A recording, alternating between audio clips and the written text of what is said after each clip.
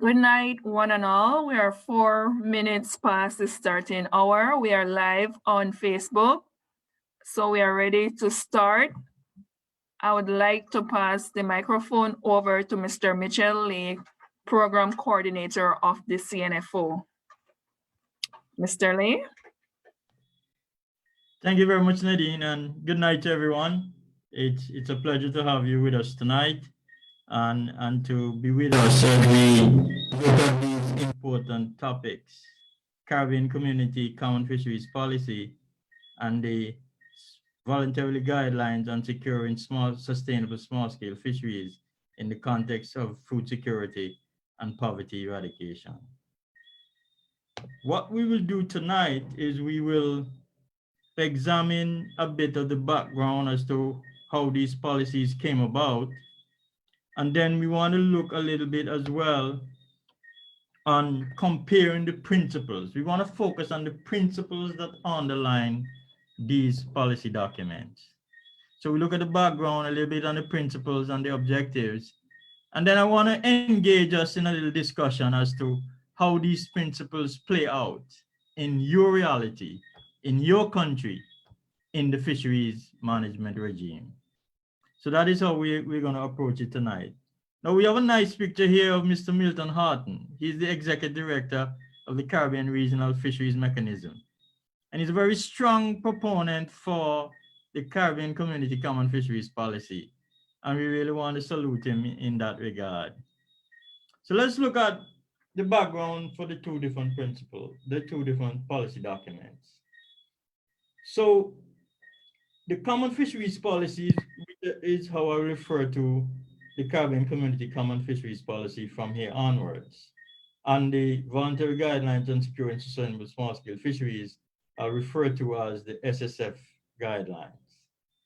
Just so that when I do that, you're not caught off guard, yes? So in 2008, the CARICOM heads of government mandated that there be developed a regional policy in regards to fisheries. So this was 2008. Followed this was a set of studies, reviews, missions. You had to do some scoping, yes, and national consultations. And then the work progressed to group work where you started to look at all of the elements that would go into such a policy. And this involved people from different areas, not just fisheries, but related sectors as well. So this was multidisciplinary in nature, the working group phase. And then we had a series of consultations. And the Caribbean Network of Fisherfolk Organizations actually was able to participate in some of these consultations to develop the common fisheries policy. So this was actually a plus in the early life of the CNFO when this policy was being developed. And this was done particularly at the insistence of Mr. Milton Harton. He was very keen to see fisherfolk participate and engage in the process to help develop the policy. So even if, though, in as much as we were not there at the beginning, the very beginning, very early on in the process, the CNFO got involved. And then the policy went to the Caribbean Fisheries Council, so the Council of Ministers for the Caribbean fisheries. And they looked at the policy and it was eventually endorsed by the Council for Economic Trade and Development. And why this was so is mainly because the Ministerial Council, the Council of Ministers for Fisheries for the CARICOM region, were not able to make it a legal binding document as easily as the Council for Trade and Economic Development. So the minute it was endorsed by the quoted, the Council for Trade and Economic Development of the CARICOM region, it became a legally binding document. And this was done in October 2014. Now, the Common Fisheries Policy allows for the development of protocols to guide the implementation of the policy. And very early ended the life of the policy almost immediately upon endorsement. CERMES and the CNFO had the initiative brought forward to look at the very first protocol for the common fisheries policy. And we agreed that the SSF guidelines, being endorsed itself in 2014, would work as a very fitting policy, mainly because it captured the fisheries sector that was in the Caribbean very well. In the CARICOM region, over 90% of the fisheries can be profiled as small-scale fisheries. So the vast majority of the fisheries would be covered by the global instrument, and it was fitting to look at how we could actually incorporate the global instrument into the regional instrument to make the global instrument a legally binding instrument. For the common fisheries policy states that when the protocols are endorsed, they also become legally binding. So in 2018, the protocol, the SSF protocol was endorsed, as well as a protocol on climate change adaptation and risk management. So there are currently 2 endorsed protocols attached to the common fisheries policy. And there's also an outstanding, well, there's a pending protocol for consideration, which has to do with gender equity and equality in fisheries. But this protocol is under consideration at the moment, but there are 2 approved protocols. So this is some background on both the development and the current state in terms of the fisheries policy, common fisheries policy for the CARICOM region. Now, the comment I would like to make concerning this would be that in as much as the policy has been endorsed at the regional level by CARICOM heads of government and has become a legally binding CARICOM instrument, there still needs to be some initiative on the part of the national governments to focus on implementing the policy and the related protocols. So one of the objectives of this training is to sensitize our Caribbean fisherfolk leaders so we understand the policy structure and we can therefore promote the implementation of the policy to the benefit of the fisheries in the region and the livelihoods of fisherfolk. So we turn to the SSF guidelines. So unlike the common fisheries policy, the SSF guidelines is global in nature. So it's not a regional instrument. It is global and applies to all of the countries that are members of the United Nations system. The other significant difference in the SSF guidelines is that the SSF guidelines are voluntary in nature, whereas the common fisheries policy is actually binding, is a more legal document. Some background on the SSF guidelines. So in 2018, there was a global conference. FAO organized a global conference on small-scale fisheries, and small-scale fisherfolk on the sidelines of this conference were not satisfied that they were engaged adequately in the process of looking at small-scale fisheries, even though they were the persons involved in small-scale fisheries. So they developed a statement known as the Bangkok Statement. And from that statement, it generated quite a lot of global interest, up to the United Nations level of the Committee on Fisheries. So in the United Nations system, there is a Committee on Fisheries that deals with fisheries matters. And this is the highest global body that deals with fisheries, other than the United Nations General Assembly. So the Committee on Fisheries in 2011 mandated that the FAO looks at the development, which is the Food and Agriculture Organization of the United Nations, looks at the development of a policy instrument that would seek to secure small-scale fisheries. there was a recognition at Kofi that small-scale fisheries were marginalized. In other words, they were not considered as being very important. And as we can see in most regional governments' budgetary allocations, they're not deemed very important in terms of national budget allocation. So the United Nations Coffee Committee said, hey, let us look at securing this sector because of its importance in terms of generating livelihoods directly relating to poverty reduction, which is a global goal, and also directly relating, very importantly, to food and nutrition security. So Kofi in 2011 mandated that there be the development of some guidance at the global level to address the issue of marginalized small-scale fisheries and to promote the fisheries so that the contributions to poverty eradication and food and nutrition security can be enhanced.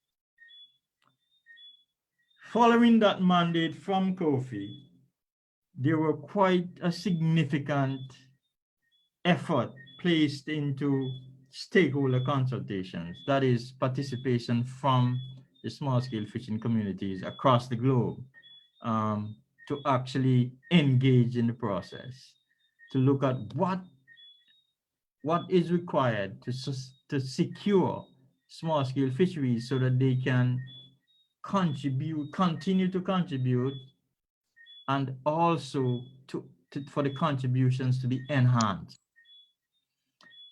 So the stakeholder consultations covered over 4,000 individuals from more than 120 countries. The CNFO in 2012 also participated in one of these consultations at one of our meetings in collaboration with the World Forum of Fisher Peoples, which is a global organization, one of those that was primarily involved in the statement in 2018. So after the consultations, there was a draft done, and that draft was refined and formed the basis of the technical consultations that would lead to an endorsed small-scale fisheries guidelines. So in May 2013 and February 2014, there were two technical consultations that involved the members of COFI. So this was all the countries who signed on to be members of the United Nations Committee on Fisheries. So these member countries engaged in the technical consultations.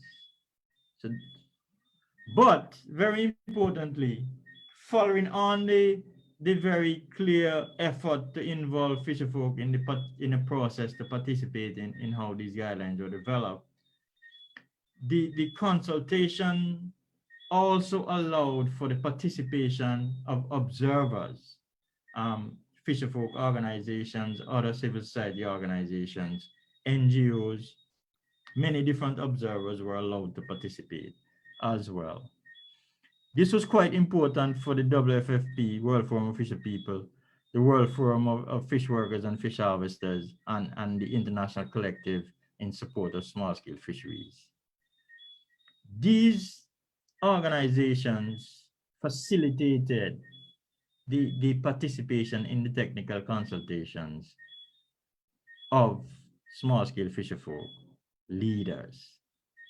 Fortunately or unfortunately, but I think fortunately because it did benefit me, I was able to participate directly in both technical consultations, and it really opened up the importance of having fisherfolk at the table when policy is being formulated, so that the interest, experience, and the knowledge of fisherfolk can impact the policy document. Now we're listening. Now, this is seen in the policy document itself. So I can actually look in the policy documents and see that translated into guidance that were made by fisherfolk at Some people have got the interest at heart. Say he, girl, say he.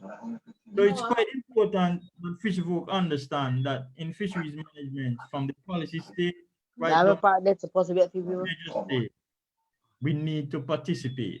because we want to After the technical consultations, the very next trophy meeting How they formed know that them in it? the guidelines in June 2014. I don't think so, friend. So We can help the you though. No. Common Fisheries Policy was endorsed in 2014, Stand back. and Stand back. SSF guidelines were also endorsed in 2014. Somebody Nadine, on. you need to close everybody, Nadine. Oh shit. Yeah. Okay, so I said it trailer. Because them trained in hearing. that's a bit on the background for both policy instruments. So we're gonna move a little bit into the actual principles that are enshrined in the documents. First, we'll touch the objectives and then we'll move on the principles. So let's look at the objectives, and I'm going to look at the objectives in a comparative way. For instance, I'm going to look at the objectives Wait, that's your fella? in both objectives that are found in the SSF that may not be necessarily clearly spelled out in the common fisheries policy. And those, Let me know you know. Run, boy. Pardon, Mitch, I am unable to unmute because I will have to leave the sharing of the screen, but I know Shelley is on the call. Shelley, if you can control the persons who are unmuted, can you kindly assist in that? Unmute. thanks. Have distractions from the participants. Thanks.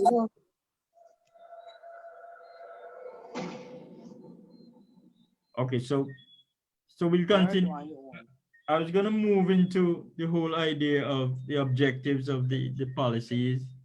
And I was just mentioning that I was going to look at Everell. comparing the objectives. Yes. All right. Yes, so then we move on to the objective. Are you put on your phone? She put just go back on this. She called me to tell me Lord, they can hear me. Are you put on the phone?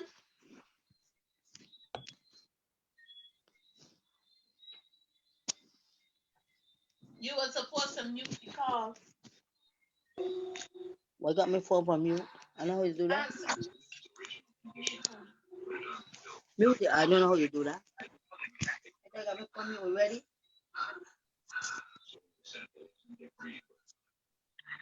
This look like it's just you and Sheila.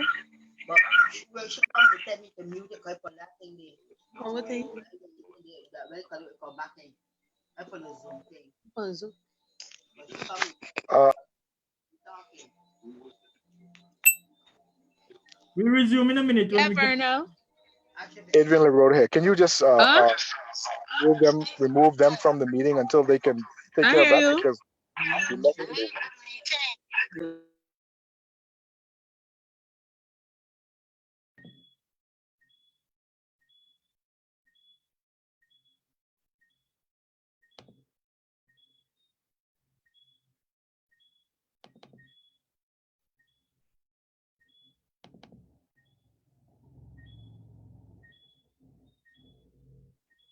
Yes, Mitch, you can resume. excellent. My apologies. Yes. So we were going to move on, Nadine, to look at the objectives. So we had a bit on the background for both policy instruments. And before we move to the objectives, I want to just note very clearly that the issue of participation came out very strongly, in my view, for both documents. We were able to participate in the development of the Common Fisheries Policy and also the SSF guidelines document.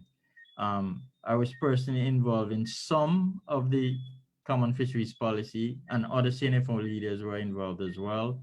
And I was personally involved in the SSF guidelines process, the technical consultation process. And we were also involved in the regional consultation process as CNFO leaders. But the key point is that our participation has allowed for the interest of fisherfolk to be clearly articulated in the documents, in the guidelines. And this is very critical for securing livelihoods. So we want to look at objectives for a little bit for both policy instruments. This session is about the background objectives and the principles. So we want to look at the objectives for a little bit for both documents. So the objectives that are shared, I want to touch on first. So there are some objectives that are clearly spelled out in both documents.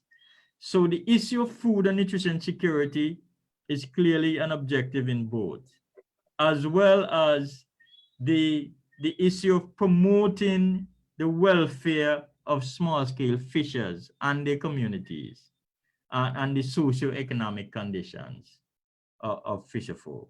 And then the whole idea of responsible fisheries is also a clear objective in both. So sustaining fisheries is a critical issue.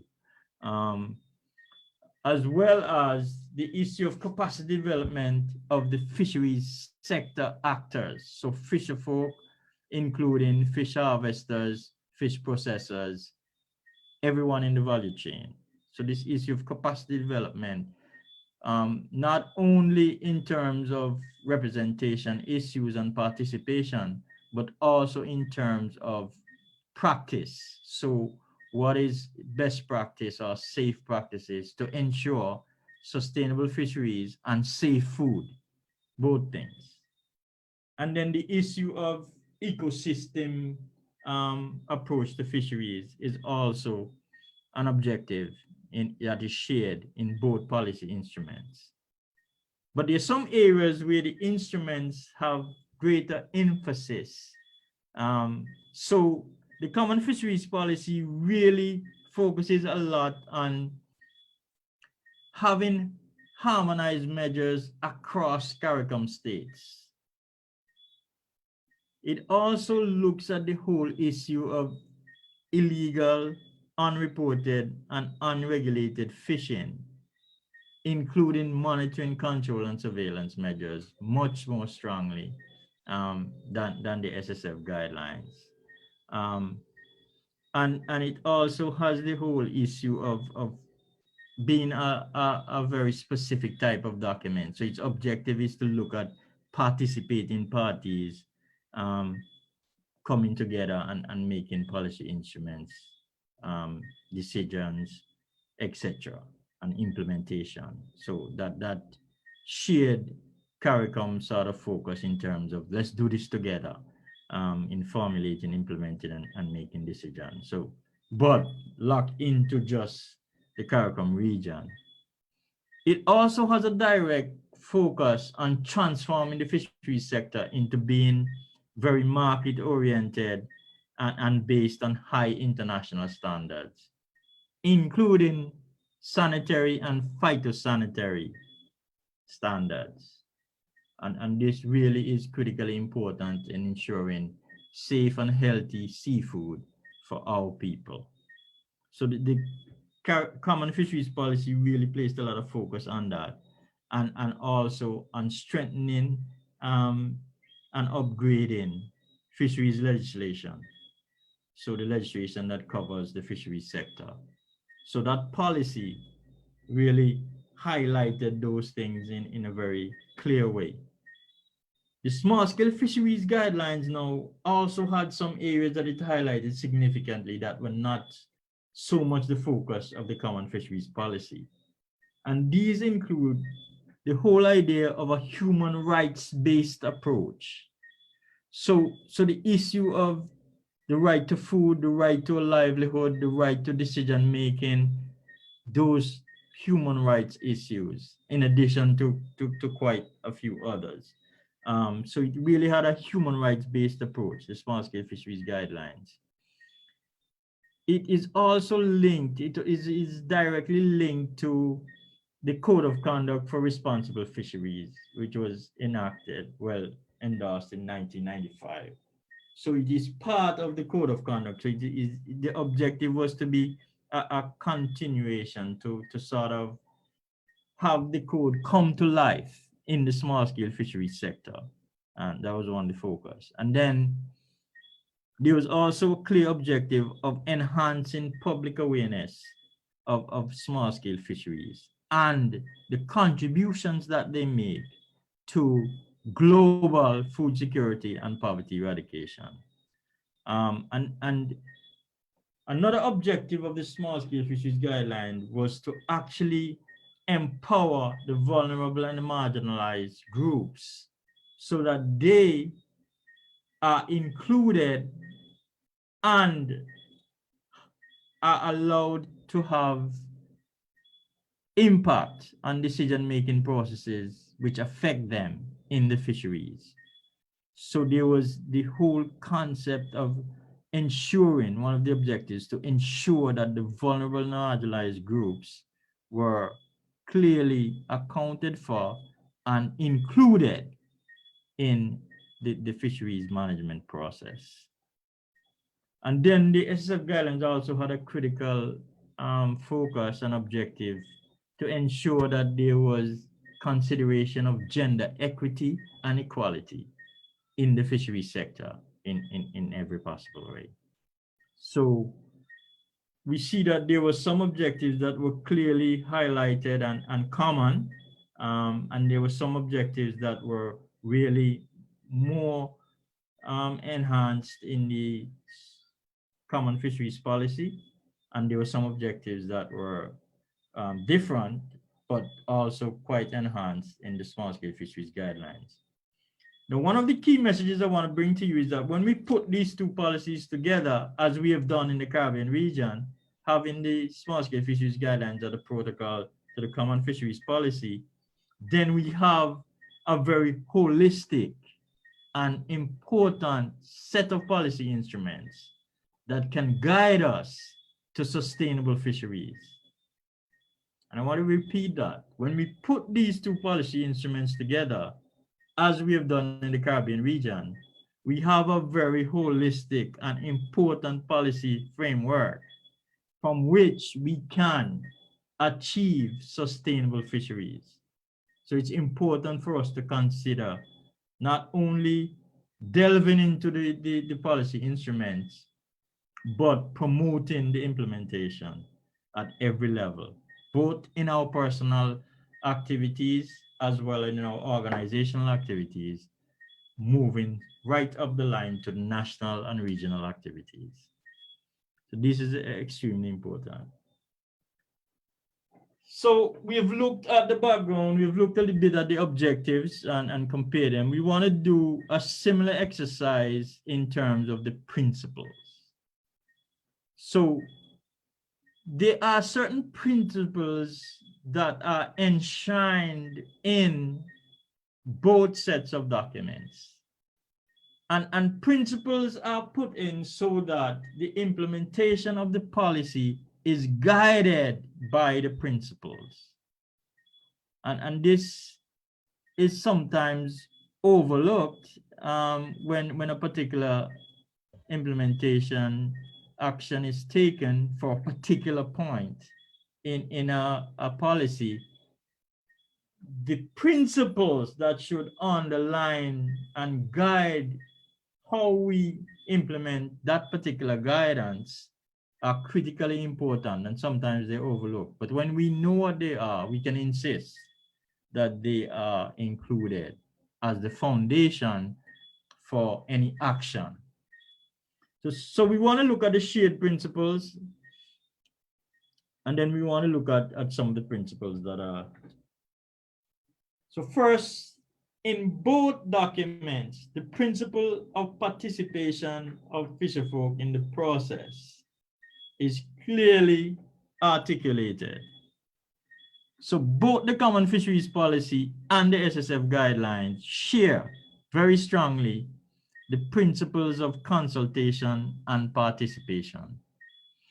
And if nothing else, it'll be important for us to internalize this particular point that I'd like to make. And the point is, those who are impacted by decisions should be involved in the process of decision making.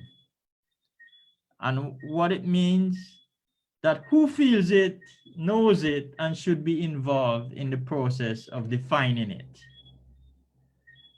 So consultation and participation was a very important principle, or two important principles that are shared in both policy documents. The other important principle, which encompasses quite a few different components, is the principle of good governance. And good governance embodies quite a lot of different components, but particularly those components that touch on transparency, accountability, and rule of law.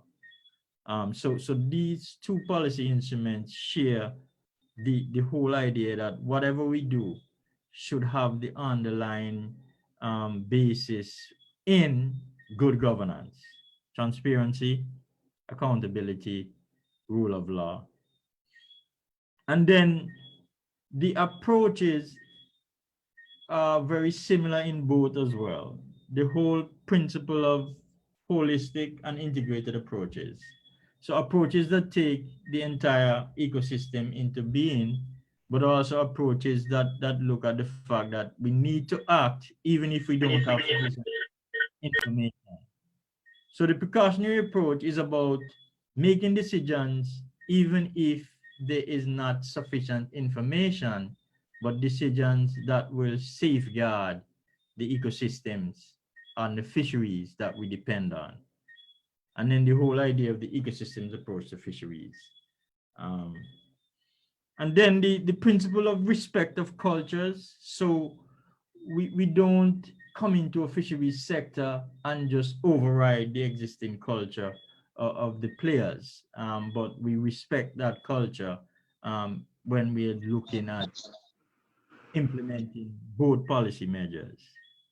And then, of course, the idea of feasibility and socioeconomic viability. And that is doing what is practical and feasible, but also implementing the policies so that the livelihoods of those that are involved are sustained and or enhanced. So these are some of the shared principles. And we move on. Nadine? So there's some principles though that are not that clearly articulated in the SSF guidelines. But in the common fisheries policy is clearly articulated. And I want to look at the subsidiarity principle. So in the common fisheries policy, there's this principle, this called the subsidiarity principle, which states that management should take place as the closest possible level to the resource. So instead of management measures being or decision making taking place at the regional level, it takes place at the national level or at the local level. Takes place at the closest level to the actual use or harvest of the resource. So this subsidiary principle is found in the common fisheries policy. And it is a principle that the fisherfolk leadership can take quite seriously to see how we can empower ourselves to have the capacity to engage directly in the management of the resource. And when I say directly, I mean as equal partners in management of the resource and not just consulted or participating by giving our input, but actually having the decision-making powers. So the subsidiary principle is found in the CCF Common Fisheries Policy. There's some other principles found in the SSF policy that are not clearly articulated in the Common Fisheries Policy. And these include the whole idea of human rights and dignity. And I'm not saying this to suggest that they're not implied in the Common Fisheries Policy, but they're not as clearly articulated as principles. Human rights and dignity. And I remember I indicated that the Common Fisheries Policy did not highlight as much the whole idea of human rights-based approach that is found in the small-scale fisheries policy. So the small-scale fisheries policy really looks at human rights and dignity as a fundamental principle guiding the implementation of the guidelines. In addition to that, it also highlights the issue of non-discrimination. So we shouldn't discriminate based on either color, race, religion, or any other factor. So the whole idea of equity and equality is embodied as a principle in the SSF guidelines.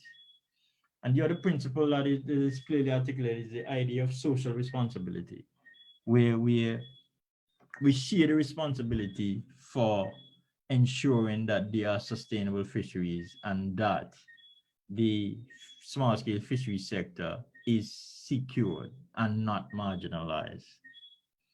So these are some of the principles that are really quite clearly articulated in SSF, but not as clearly articulated in the Common Fisheries Policy.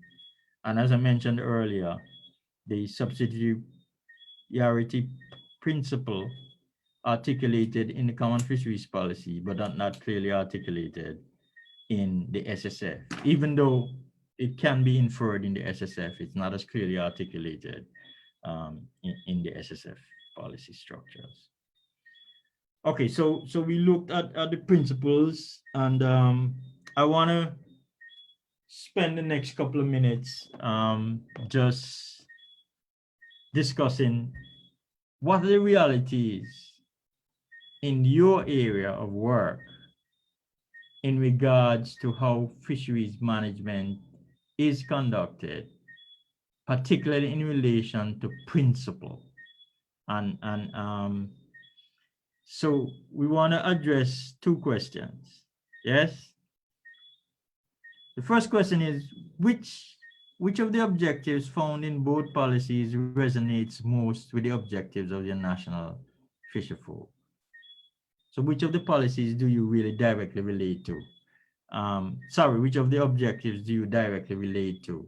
And we want to open the floor. Nadine, I want to take us back to the slide where we have the objectives, and they're actually in one slide where we can see them. So while we look at this question, and I'd really like you to jump into the discussion, because we all operate in fisheries realities. So which of these objectives do you find to really resonate with yourself and your fisherfolk organization? The floor is open. So we have the policies, yes? Development of harmonized measures and procedures for sustainable fisheries, the whole prevention and deterring of IUU fishing, formulating and implementing policies and making decisions collectively, and transforming the sector into a market-oriented sector based on the highest international standards, strengthening and upgrading legislation. And then we have quite a few others: food and nutrition security, improving livelihoods, yes, sustainable fisheries development, capacity development, ecosystem friendly, ecosystem-based management, let's put it like that, yes, as well as human rights, right to food, etc. So which of these objectives resonate with you? Which of them really strike you as being synergistic with your way of thinking and the way you'd like to see yourself and your organization move? The floor is open. Good night, everyone. Yes, Winford Harris. go ahead. Well, let me say first, very nice presentation. It takes me back when I just get involved in the CNFO in 2009. I was happy to be a part of this training and a part of this discussion in Jamaica, and being a part. I'm still with the CNFO here tonight in 2020 from since 2009. So what I'm thinking I'm looking at your presentation. I think the SSS guidelines and the common fisheries policy. But for me, I think for me as a fisher and a fisher folks leader, I think we really need to see how best we could have the government to look at the common fisheries policy, because it's something that was passed regionally and we cannot really get it in hack locally within the government system to enforce it, and even to the fisher folks who have a discussion with the fisheries officer and even with the PSR, the minister concerning these policy and the SSS guidelines, which strengthen the fisher folks in terms of marking and data and unreported and unregulated fishing. I think we really have to really sit. It's a very good idea. We have them on paper. And before I mention anything else, look, we are now putting together the Caribbean Fisheries Code. And having all these documents and in going forward, which is good, and having them in the top system is, how do the fisher folks? I asked myself the same question, because government come and go. How do the fisher folks really get these people in the authority to enforce some of these things, walk along, if you can enforce all, to see how best we could introduce some of these ideas. But I think it's a very struggle as fisher folks leaders with the policies, because as you mentioned, we only hearing about the policy and we don't really get that much to be involved in the policy. So one of the approach we are looking to take in St. Vincent now is to see how best we could have the involvement of the national fisher folks to sit on some of these fisheries advisory committee, some of these boards that the government set up, so we could have the voice of the fisher folks be heard. But for now, I don't think there's not much that the fisher folks could do in terms of enforcing and getting these government to work to some of these guidelines. That's just my point. Back to you. Thank you, Winsbert. Is there anyone else who'd like to make a contribution? What resonates with you? So Winsbert, indicated that he really would love to see some movement, and he feels stifled as a fisherfolk leader in terms of getting some movement to the implementation. Can we have some other contributions, interventions?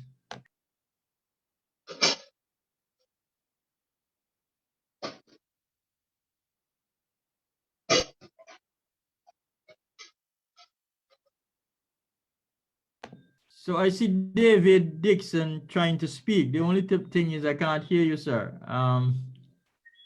Your mic goes, but no voice. So Vernal, you'd like to speak as well? Yes, if it's okay. If nobody else not saying anything right now.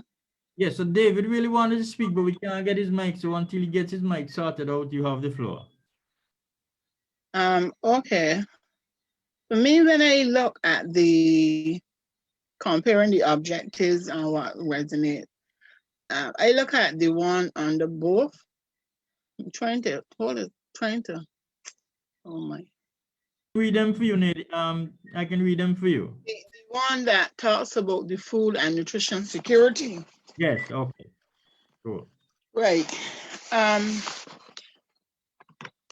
Even here in the COVID situation that we had, recently, we found that in some countries, that even though this particular topic on food and nutrition security is important, and even though fish folk are led to believe by most of our governments how important we are to feeding our nations and stuff like that, when we had the COVID situation, in some cases, some of the first things that happened were that the fishers were almost banned from fishing, while a lot of other industries continue to work.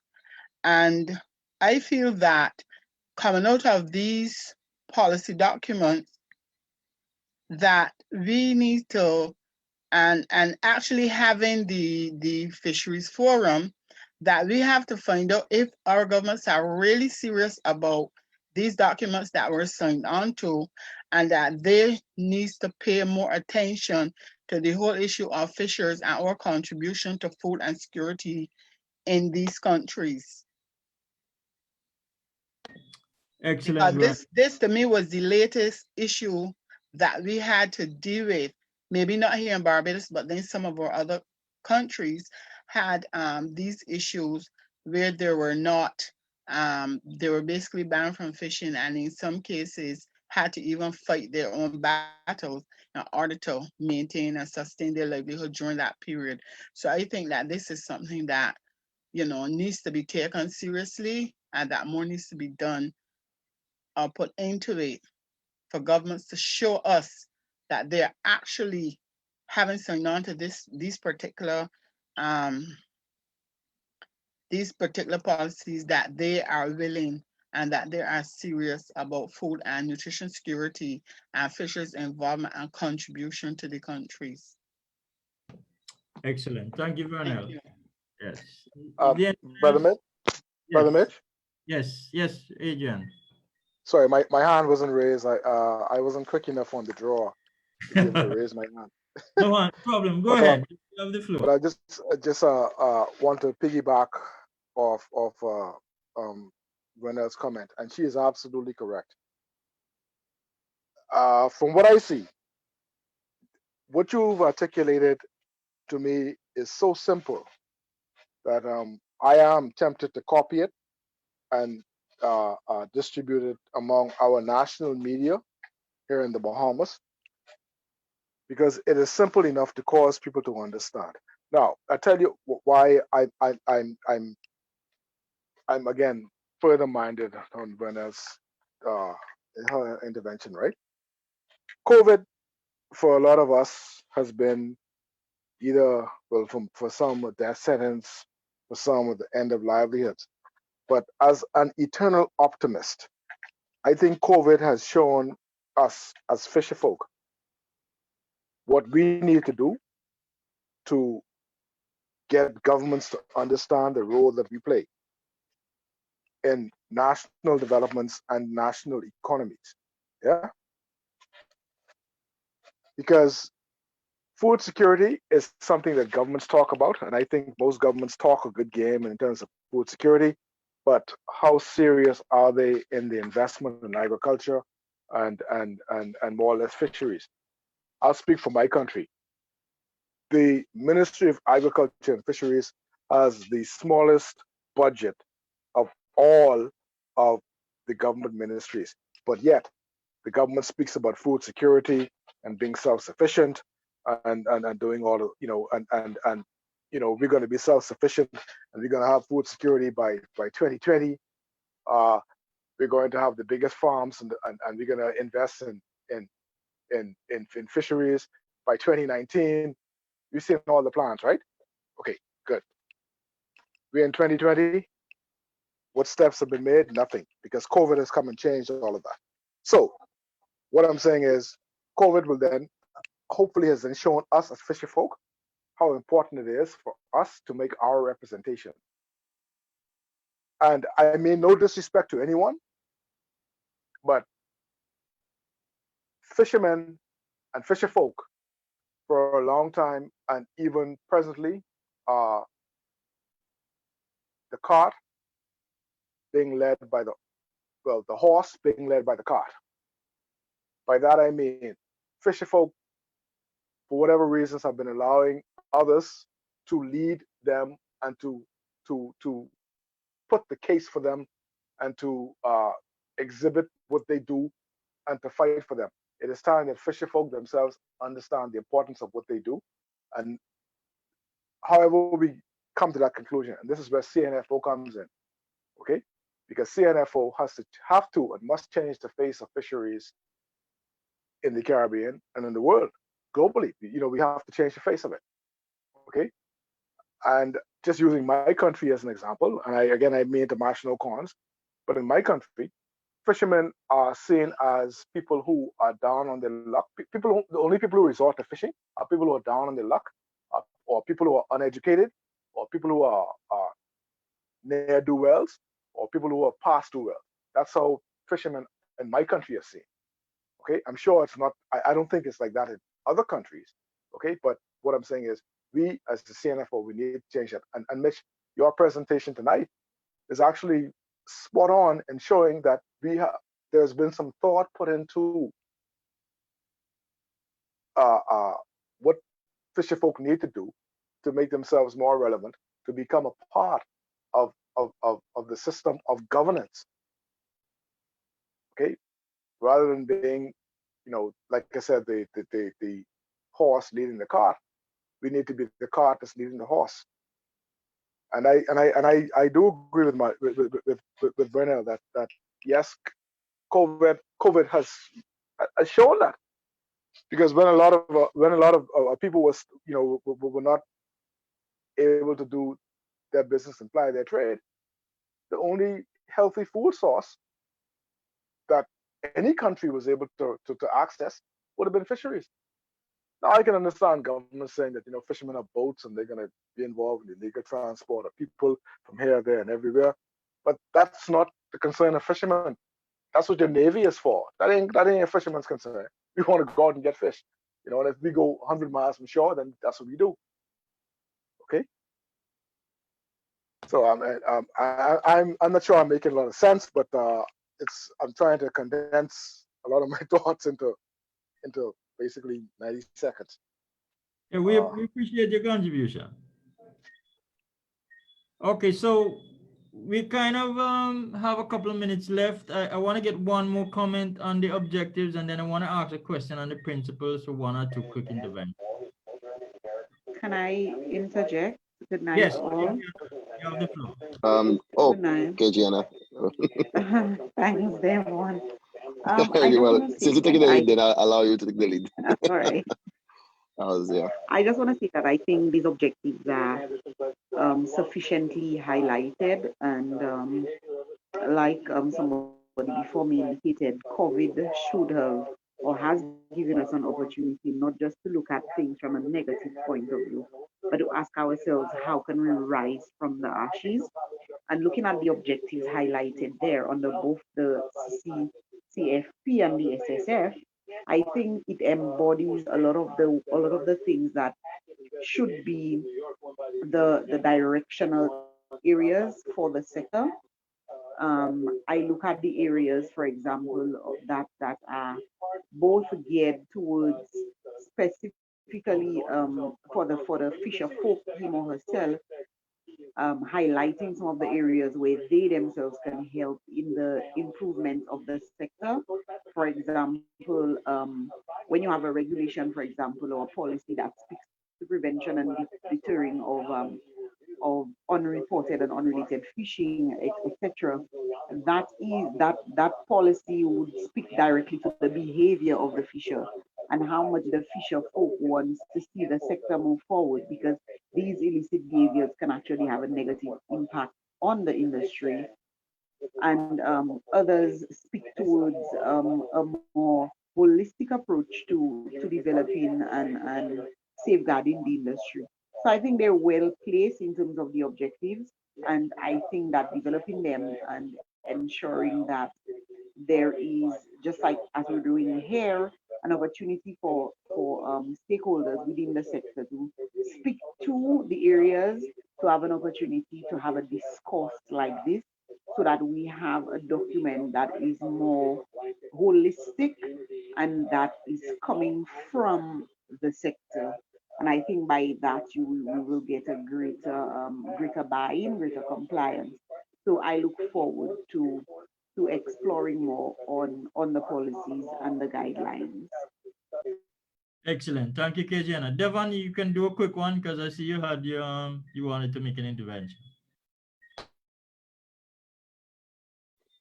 Yeah, Devon? Well, yeah, good night. Well, I was just alluding to the fact that what Vanel and the the person who actually, yeah, Adrian, just a contribution as to what they were saying based on the policies. And one of the issues we face in, well, sorry, we face with in St. Lucia right now is lack of consultation. And I say this because a lot of decisions have been taken without the fisher folk being, you know, being at those tables or being part of that decision making, and it has hindered a lot of our productivity as a nation. And I could if you remember not too long ago what we had to do as the fishing community, we had to come together, and that showed, you know, that there was fight within us. But again, I was saying that had there been consultation, there wouldn't have to be that, you know, that discourse, that you know, that anger and all this. Because what am I saying? It only takes a phone call, an email, for a decision to be or for conversation to be started. But yet still, I don't know why it's so difficult. And again, Vernel, I think Vernel said that, you know, or I think it was you, Mr. Lee, Mr. Lee. I said that, you know, the disregard for fisher folk or small scale fishers, that, you know, governments, they believe that, you know, all right, these are people, or small minded people, or these are the less fortunate. When I say less fortunate, or these are the people that are uneducated. No, we have a lot of intelligent people in this sector that could, you know, make viable contributions to the decision making. But yet still, you know, it's like like we're nobody. But now they have seen the need for consultation, because, you know, like I said, we came together as one, and we showed that, hey, we have a voice, and it's not business as usual. Like decisions that are not supposed to be taken like they were before. So it's a different ball game right now. Thank you very much, Devon. You actually started to answer the next question, and that was, what are the principles that are missing at your in your national level? And the principle you touched on was the principles that govern the whole idea of consultation and participation. So in your case, that is a principle that is not there. Well, that was lacking, and that is there is need for. Is there anyone else? So we have maybe 3 more minutes. Is there anyone else who wants to make a contribution in terms of principles that are absent in your national fisheries governance structures? And we have some of the principles in the policy documents on the screen. There are a few others as well. So is anyone else willing to share? Devon did share on consultation participation. There are quite a few. There may be other persons who have the same issue, but we'd love to hear from someone else as well. 1 or 2 other persons, and then we'll have to close.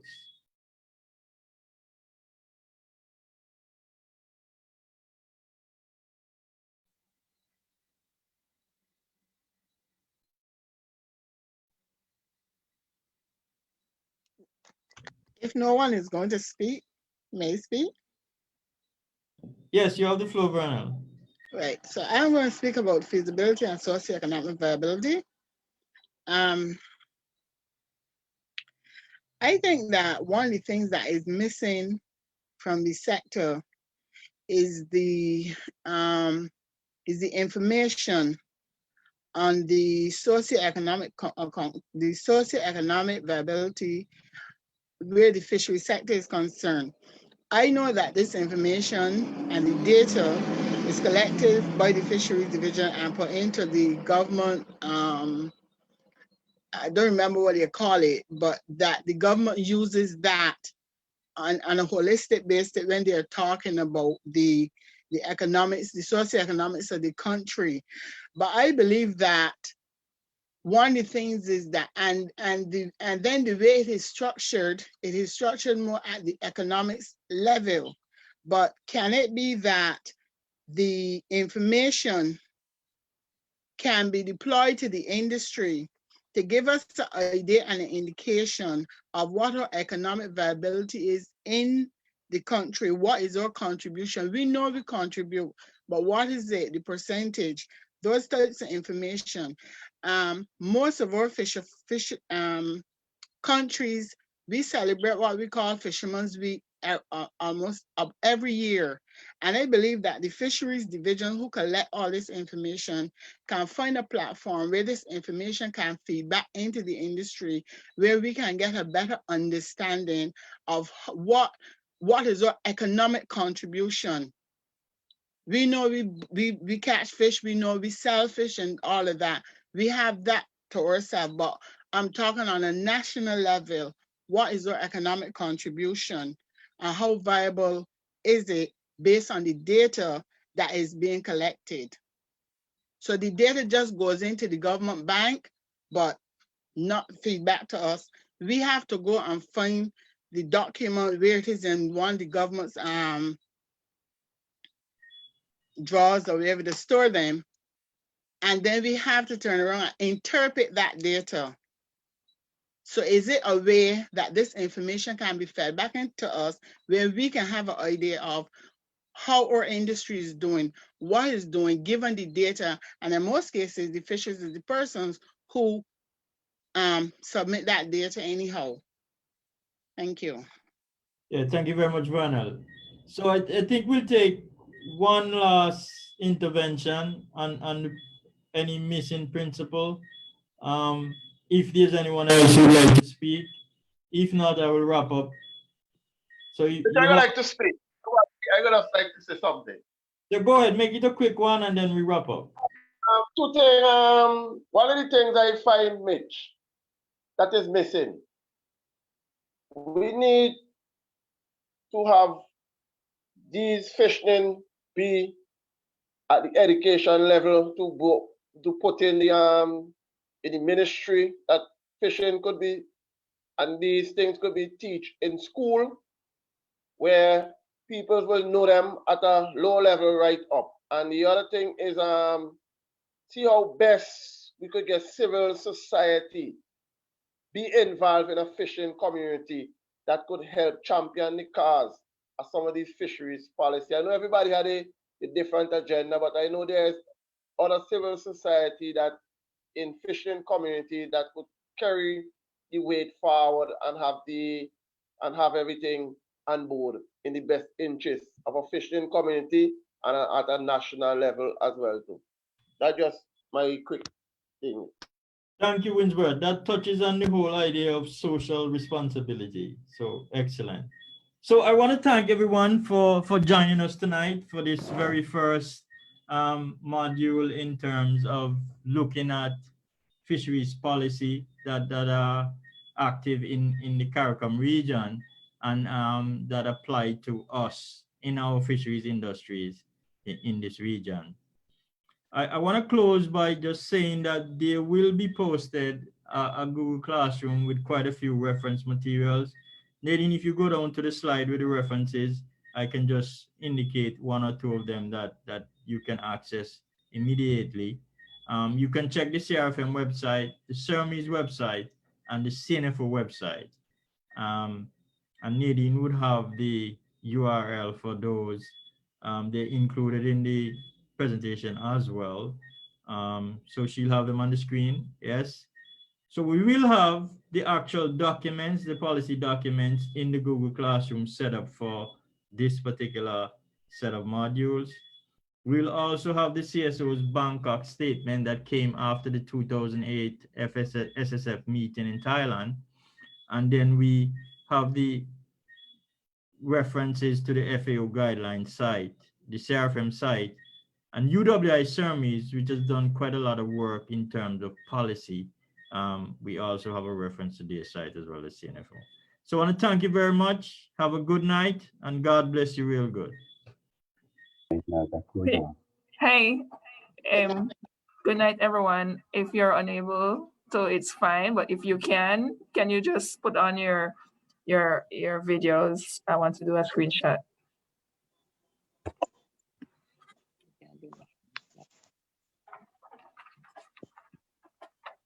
And thanks everyone for participating. We will see you all again on Thursday.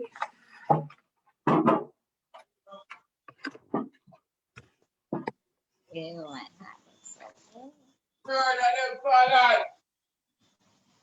the lady? Who was that? I don't know. Oh, that is the lady from Jamaica. Yes, I'm Inga. I'm the leader for the Padre Fisher Folks group in Port Maria, St. Mary. I probably am the youngest in the group as well. I'm seeing a lot of Probably. light in my background. I'm trying to find an angle where there is not so much light. Mr. David, you could say good night, Mr. David. Good night to everyone. I was a bit late joining because of the time. I got the time mixed up. It said 8:30 to 9:30, but I think it's 7:30 our time. Where are you from, Mr. David? Jamaica. That is correct. Yes, the same happened with me as well. I thought it was Jamaica. 8:30 our time and it got I'm in mixed. Jamaica. So Yeah. Mr. Gladstone White was unable to join. He had an emergency. So I sent an apology for him. Thank you. But I think you guys are 1 hour ahead of us. So the next time we have to really adjust the times to know that if it's 8:30 your time, it's 7:30 in Jamaica. Okay. But there is someone by the name of Samsung. I don't know who that is. And who else? I don't know. Is there a possibility that the screenshots or the presentation can be sent in the WhatsApp group so we can get some of the screenshots? Yeah, I was a but bit late. I want others to take because my computer is only showing your face. I don't have like, you know, the wide screen with multiple. Let me try and. If somebody can and send it. All right, who else I want to see? Miss Hunt. Who is that? Actually, Nadine. Yeah. Yes. You can tell that Jamaica they're the same time as the Bahamas, and it was sent on the email. But please, hello everyone. I'm Adrian Larota from the Bahamas, Deputy Chair of CNFO. Do not take this picture of me because I was dressed and everything else, and I happened to been got undressed. So, but it's good to see everyone. Okay. It's good to see our Caribbean We have counterparts. we have two ladies here from the University of the West Indies, Cermis. So we have Miss Maria Pena. Right. Hello, Maria. I remember you from one of the sessions in Trinidad, I think. That's right. Hi there, everyone. I have my video on, Nadine, but I'm on my phone, so I'm not sure if it's showing up. It's showing good. It came on. We can see you. We can see you. Okay. Okay. Hi, everyone. Hi, Mitch. We have Shellyan Cox. Right?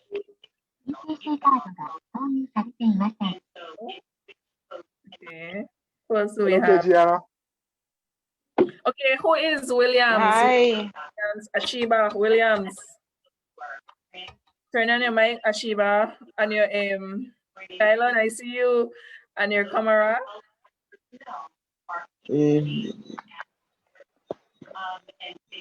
Ashiba Williams, you're new to us. I know you registered, but you're new to us.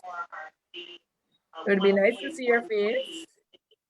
Okay, Keegan Slinger, we need to see you from Trinidad. Keegan, if you can turn on your camera is on. Keegan. Oh, I see you. You could say something now, Keegan. You need to unmute. Unmute, right.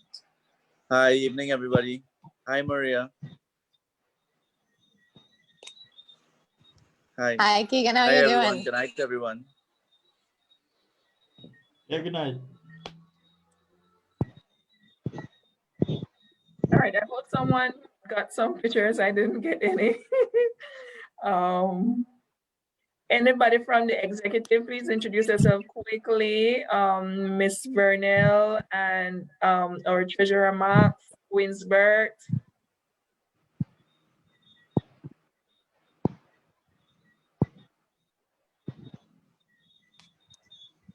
Winsbert, Vernell, Janarine, please introduce yourself to our new Leadership Institute participants. Hey, good night. My name is Vernell Nichols. I'm the president of Barnufo and the chair of the CNFO. Good night. Good night, Vernell. Good night, everyone. I'm Janarine. I'm the president of the Guyana National Fisherfolk Organization. I'm also the treasurer of the CNFO. So good to be here with some new faces. You from me, Nelly? Yes, go ahead. Winsbert Harry, president of the National Fisherfolks in St. Vincent, also the Fisheries liaison officer for the CNFO and fisherman by profession. All right. Hello, everyone. I'm Adrian Larota, yes. president of the Bahamas Commercial Fishers Alliance and deputy chair of the CNFO. Mr. Fuller, you want to introduce yourself? Where is Sure. Mr. Fuller? Can we see you? Hi, good evening, everyone. My name is Sidney Fuller. I'm the executive director of the Belize Fishermen Cooperative Association here in Belize. It's a pleasure to be here tonight. Enjoy the meeting. Okay, anybody else want to introduce? I mean, the meeting has officially ended. So it's just extra time you're giving to this. We did some introduction already by WhatsApp yesterday, but just if anyone wanted to say anything before we close the Facebook Live. Miss Francia, I really wanted to hear from you though.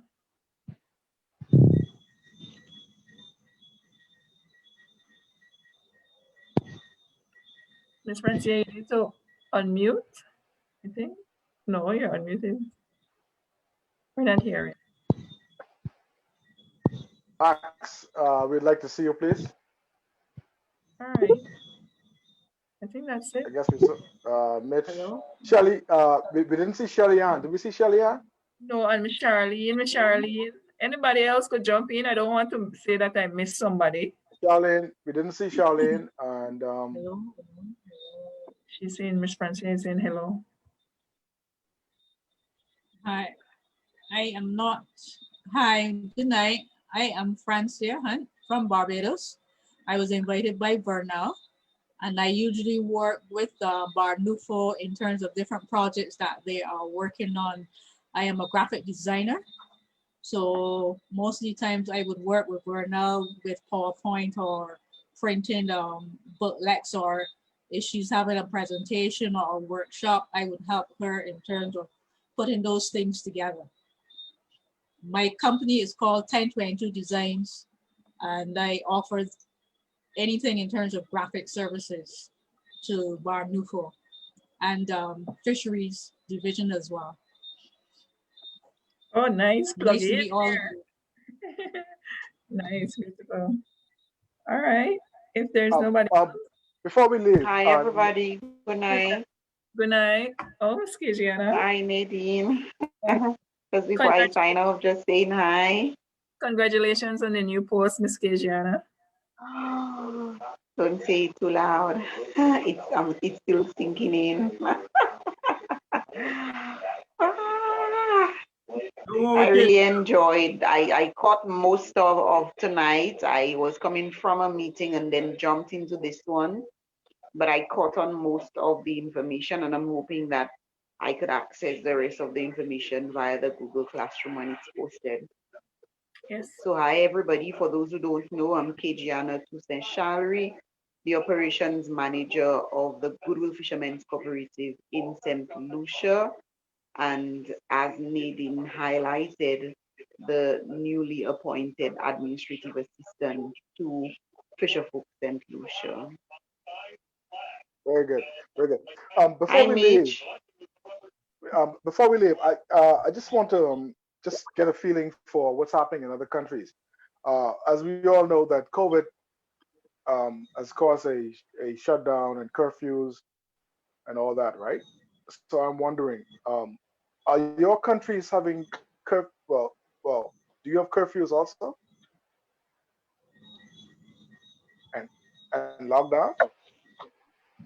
We have voluntary curfew. I don't know how that A works, voluntary curfew? A voluntary curfew? Yeah, man. Hey, people, Devon, hey, you want people laughing at us? Because that sounds really funny, right? And stupid. Well, But that's what it is. It's a voluntary curfew at 9 p.m. Well, you should know me. You expect me to lie, eh? Yeah, that's true. You were being honest. Well, Okay, because for Jamaica, we have a curfew imposed.